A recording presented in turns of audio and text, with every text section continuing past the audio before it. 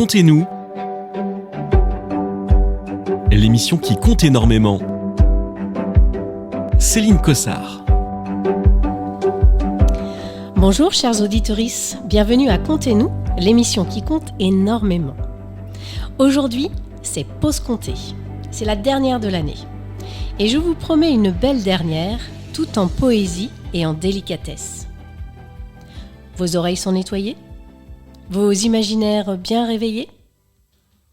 Alors, suivez-moi, nous avons rendez-vous avec Amandine. Zodimo belle, Zodimo joli oh, Zaki content mo, ma chérie moi. Zodimo belle, Zodimo joli oh, Zaki content mo, ma chérie moi. Votre village m'orivé ici pour nous amuser. Aujourd'hui, je vous emmène en voyage. En voyage de l'autre côté de l'Atlantique. Dans cette grande forêt, dense, intense, luxuriante, verdoyante. Je vous emmène au bord du fleuve Maroni. Il y a là-bas un tout petit village par lequel on ne peut arriver qu'en pirogue. Lorsqu'on quitte la ville par le fleuve, il faut des kilomètres et des kilomètres avant d'apercevoir sur la gauche un grand, gros, vieil arbre tordu. C'est l'entrée du village. Un tout petit village de seulement quelques dizaines d'habitants. Et dans ce village vit une petite fille qui s'appelle Koba. Koba a environ 8 ans et c'est la seule enfant de son âge dans le village. Il y a bien quelques autres enfants, mais ils sont soit bien plus grands qu'elle, soit beaucoup trop petits pour partager ses jeux. Koba est fille unique. Elle rêve d'avoir un frère ou une sœur, mais ce n'est pas le cas et elle s'ennuie. Alors pour combler les journées, elle suit ses parents dans les tâches quotidiennes. Son père lui apprend à chasser dans la forêt. Elle fait la vaisselle au fleuve avec sa mère, pile le riz, va s'occuper des poules des voisins parfois. Et un jour justement, ou plutôt un soir, alors qu'elle est en train d'aider sa mère à la vaisselle, au bord du fleuve, elle voit autour des chevilles de sa maman, dans l'eau, de l'écume se former, tout autour des chevilles. De l'écume irisée, de l'écume comme elle n'en a jamais vu avant. Elle est émerveillée. Ses yeux brillent et pétillent, et elle dit à sa maman, « Maman, est-ce que je peux l'emporter ?» Sa mère lui sourit. Elle sourit à cette idée d'enfant, et puis bien sûr elle lui dit, « Va, mais reviens faire ta vaisselle. » Alors, Koba, délicatement, prend l'écume autour des chevilles de sa mère et la dépose dans le petit seau qui lui sert à faire la vaisselle. Puis elle prend son petit seau et l'emporte tout doucement, avec une grande attention, jusque dans leur maison. Et là, elle le pose près de son lit. Puis elle retourne finir sa vaisselle, comme promis. La soirée se passe et elle n'y pense plus. Et lorsqu'elle revient le soir près de son lit, quelle surprise! À la place de l'écume dans le seau, en face d'elle, se tient une petite fille. Une petite fille de la même taille qu'elle. Presque du même âge.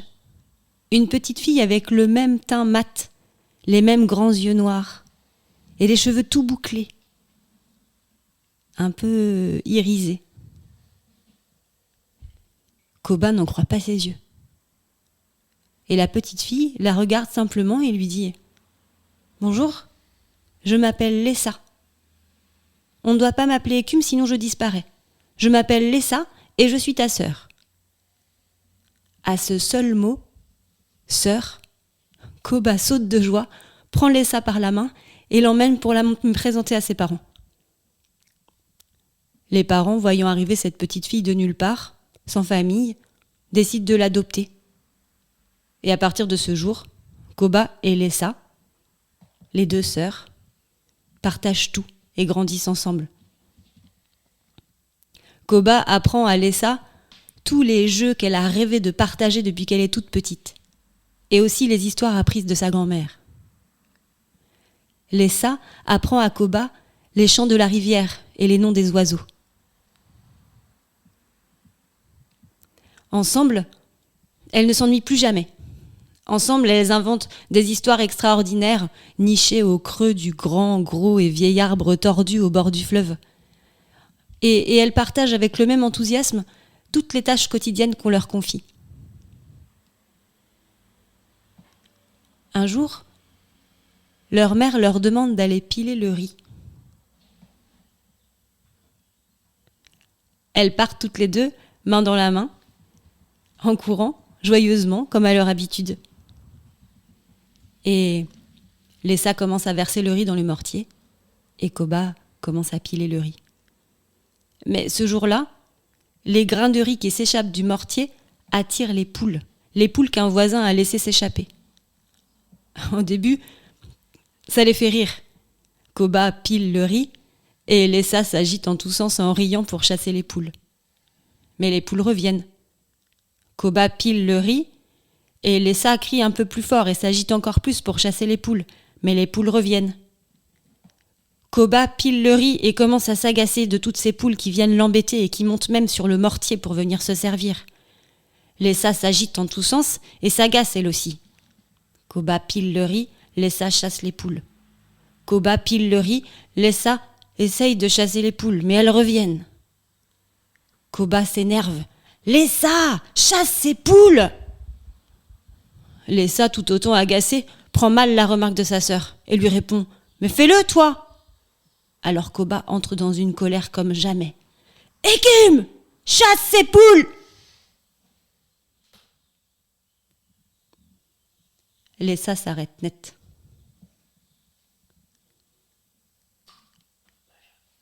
Les yeux pleins de tristesse, elle regarde sa sœur, puis tourne les talons et prend le chemin du fleuve. Papa m'appelle Lessa, maman m'appelle Lessa, et c'est Koba qui m'appelle Écume. Le père, qui a entendu les cris de ses filles depuis la forêt, a accouru.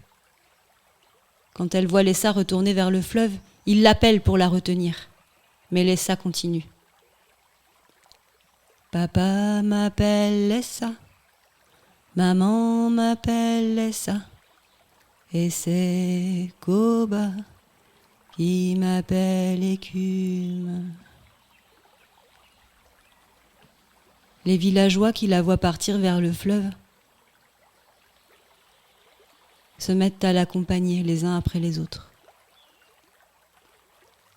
Koba regarde sa sœur s'éloigner. Elle tend une main vers elle, mais elle ne sait plus quoi dire. Lorsque Lessa arrive au fleuve, les pieds dans l'eau, sa mère, qui est là, essaie de la retenir elle aussi. Mais Lessa est irrésistiblement attirée par le fleuve. Papa m'appelle Lessa, maman m'appelle Lessa, et c'est Koba qui m'appelle Écume. Elle entre dans l'eau. Et avant de s'immerger complètement, elle se retourne et regarde longuement sa sœur Koba. Et puis, sereine, elle lui adresse un large sourire. Ses yeux pétillent à nouveau. Et de l'écume dont elle est née, elle retourne à l'écume. Zodimo belle, Zadimo joli oh. ça qui compte en mots, marcher derrière moi.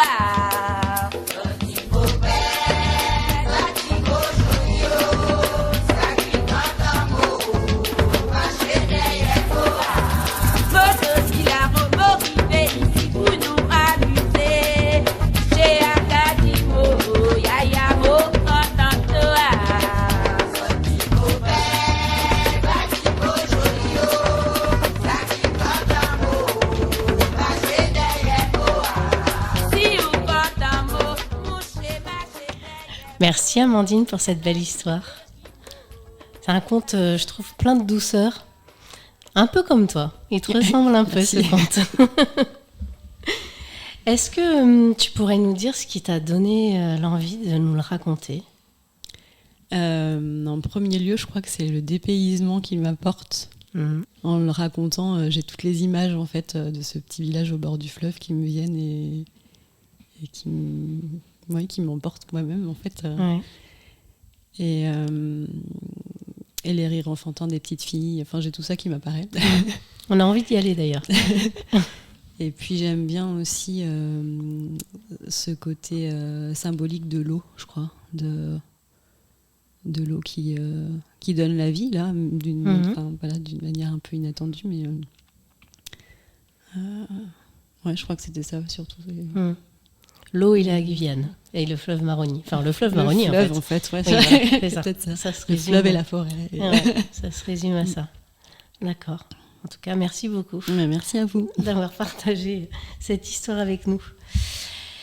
Et d'ailleurs, je veux préciser qu'on te retrouvera toute l'année prochaine avec la brigade d'intervention Comté.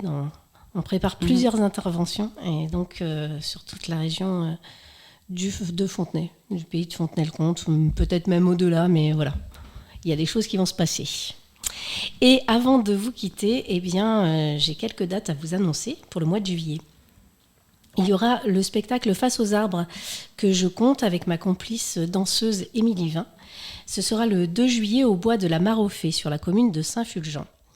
Et puis je conterai les histoires de ma forêt samedi 5 juillet au festival Les Festidines à l'Orbry. Et des contes au cœur du vignoble le dimanche 13 juillet au port de la Haie-Fouessière. C'est un peu plus loin sur les bords de Loire. Enfin, les réservations sont ouvertes pour le dernier rendez-vous du festival Juste et Clos. Ce sera le concert de Harvest Folk le samedi 26 juillet.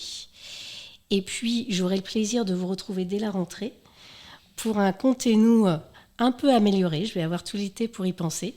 Je pense qu'il y aura toujours, en tout cas, des invités, des racontés, des discussions animées. Et en attendant, je vous dis merci pour vos oreilles, merci pour votre écoute.